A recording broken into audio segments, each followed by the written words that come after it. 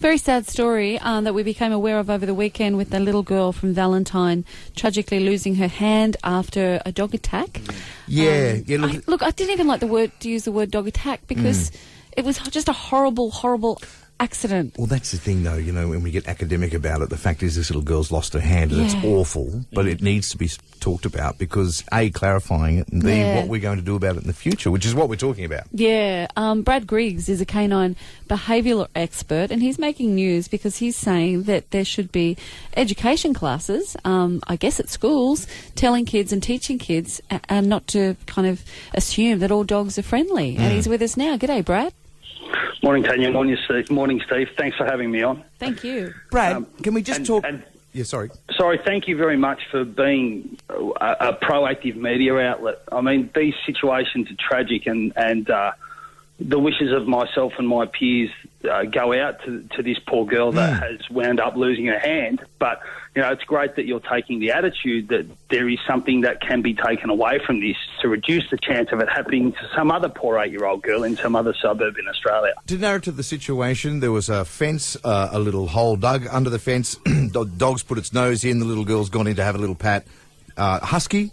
A Malamute, has done this horrible thing. That's not a natural go-to for that dog, though, is it? Well, breed is essentially irrelevant. Okay. You couldn't say it's completely irrelevant, but there are so many other things going on. We certainly don't want to focus on breed. That'd be crazy. The territorial responses, even in mild-mannered family dogs that people would describe as bomb-proof with their kids and the neighbours' kids, they're really common. And, in fact, the number one call-out for behavioural experts in relation to aggression is going to be territorial aggression. So it's a really innate thing, and I would argue that we've, 40,000 odd years ago when we started to select dogs to be our companions and to stick around with us, that's one of those things that we would have really chosen for, right, because we would have been a lot safer. And, of course, now as we go on and we now keep dogs quite differently to what we did, even 100 years ago. And so from the dog's perspective, a child's hand coming under the fence, well, that's just an interloper, right? It has great potential to be perceived that way. And, unfortunately, that little girl now doesn't have that hand anymore if they couldn't save the hand. And, you're right, I am calling, and other peers of mine are calling for more education for children. Brad, I've got to say, I've got a King Charles Cavalier. I have had the breed for 20 years. I just love them. And when I'm out walking, and because they're cute, they're a beautiful-looking dog, I'll often have people telling their kids, telling their tiny children to have a pat. And this is while I'm standing there, and I just go, oh, no, look, I don't trust him. Now, he's never done anything, but I always just take the attitude, it's a dog, it's an animal. I don't know what's going to trigger him, and at any point, I would hate to be on the end of the lead and him bite someone. Again, not that he's ever done it, but I just think people need to take that attitude. You just don't know. Well, I commend you for being what I would call a responsible canine guardian, right? We owe dogs a lot. We're completely responsible for their physical and their psychological welfare, right? And, of course, how you handle that dog avoids putting him in a position where something might happen, because even though you know your dog's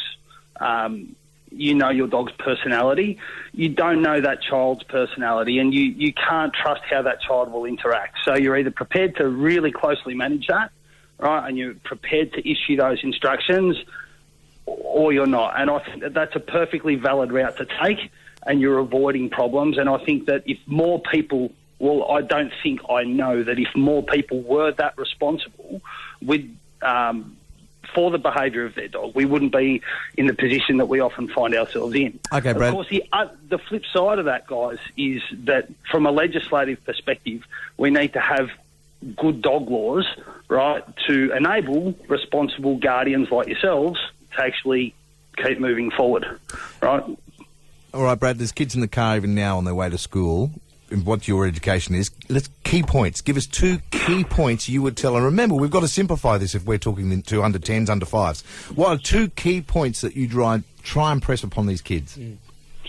Kids, if you're listening in the car, don't pat dogs unless the owner is present, the dog is on a leash, and you have asked them whether or not you're allowed to pat them. And I would say, parents, it's probably more productive for you to have a rule with your kids that unless you're present, they don't pat or play with dogs. I think it's as simple Right. as that. Yeah. And just as far as parents go,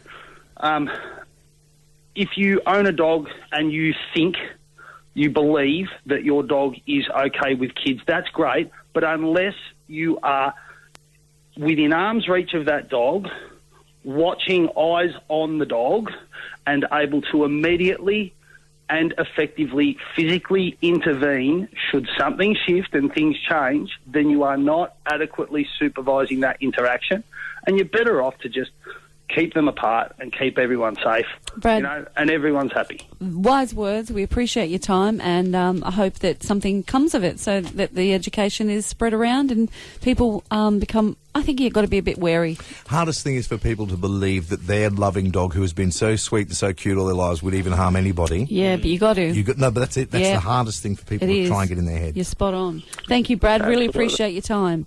Thanks for your time, guys. Bye-bye. Pleasure. But that's what I find weird, Steve. They're home with my dog, and people tell their toddlers Yes. to pat the dog. It's Yeah. like, no, don't. I just don't trust him. Yeah. I had a friend who had, raised from pups these lovely, lovely dogs. Yep. The dog got a little bit older.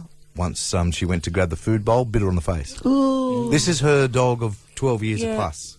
The sweetest dog in the Yeah. world. But just something happened. Snip, yep. That's it. They're an animal. Yeah, it's 12 to 9. It's KOFM. This is Tanya and Steve.